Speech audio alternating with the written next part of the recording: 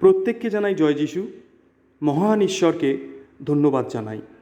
আজকেই প্রথম আমি ঈশ্বরের বাক্যকে আমার এই ইউটিউব চ্যানেলের মাধ্যমে আপনাদের কাছে তুলে ধরতে চাই। আপনারা মনোযোগ দিয়ে শুনবেন আর ঈশ্বরের আশীর্বাদ নেওয়ার জন্য প্রস্তুত থাকবেন। ঈশ্বরের বাক্যকে আপনাদের জীবনে কাজে লাগান। ঈশ্বরের বাক্য আপনাদের প্রত্যেকের জীবনে আশীর্বাদ করুক। ধন্যবাদ। আজকে আমি যে বাক্যটি আপনাদের সামনে রাখব তা হল গীতসংহিতা অধ্যায় 1।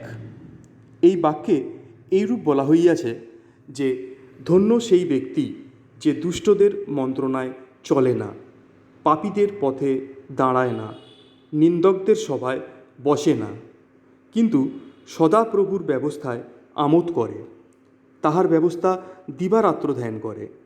সে জলস্রোতের তীরে রোপিত বৃক্ষের সদৃশ হইবে, যাহা যথা সময় ফল দেয়, যাহার পত্র স্নান হয় না, আর সে যাহা কিছু করে তাহাতেই কৃতকার্য হয়।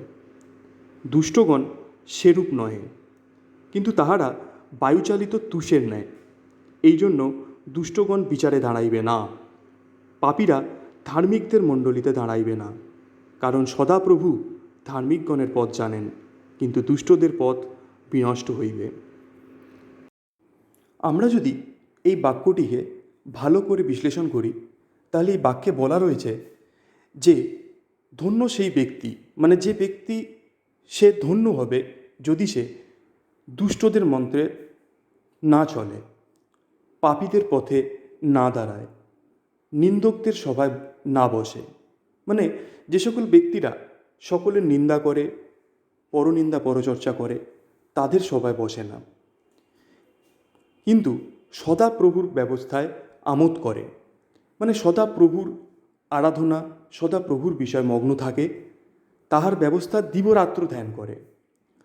মানে এই বাক্যে বলা হচ্ছে যে সদাপ্রভুর আরাধনা, ধ্যান ধারণা এইসব নিয়েই যে থাকে সেই ব্যক্তি ধন্য।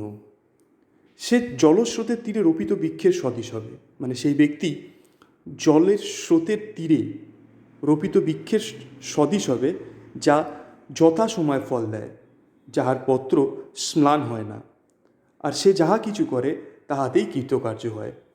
মানে প্রভু বাক্যে এইরূপ বলা হইয়েছে যে সেই ব্যক্তি হবে কোনো নদীর তীরে রোপিত বৃক্ষের ন্যায়, যেটা ঠিক সময় ফল দেবে, যার পত্র, মানে যার জীবনে কখনো কোনো রকম বিপদ আসবে না, আর সে যা কিছু করবে তাতেই কৃতকার্য হইবে। কিন্তু এখানে এইরূপও বলা হইয়াছে যে দুষ্টগণ সেরূপ নয়, কিন্তু যারা দুষ্ট তারা কিন্তু সেরূপ নয়, তারা হলো বায়ুচালিত তুষের ন্যায়। এই জন্য দুষ্টগণ কিন্তু কখনো বিচারে দাঁড়াইবে না, পাপীরা ধার্মিকদের মণ্ডলীতে দাঁড়াইবে না। যারা পাপ করে, যারা পাপী, তারা কিন্তু ধার্মিকদের মণ্ডলীতে দাঁড়ায় না। কারণ সদাপ্রভু ধার্মিকদের পথ জানেন, কিন্তু দুষ্টদের পথ বিনষ্ট হইবে। ঈশ্বরের সন্তানগণ, যদি আপনাদের ঈশ্বরের এই বাক্যপাঠ ভালো লাগে, তাহলে দয়া করে আপনারা আমার এই চ্যানেলটিকে সাবস্ক্রাইব করুন আর শেয়ার করুন, যাতে ঈশ্বরের বাক্য সকলের ঘরে ঘরে পৌঁছে যায়। সকলকে জয় যিশু। ঈশ্বর আপনাদের মঙ্গল করুন, এই প্রার্থনাই যিশু খ্রিস্টের নামে চাই। আমেন।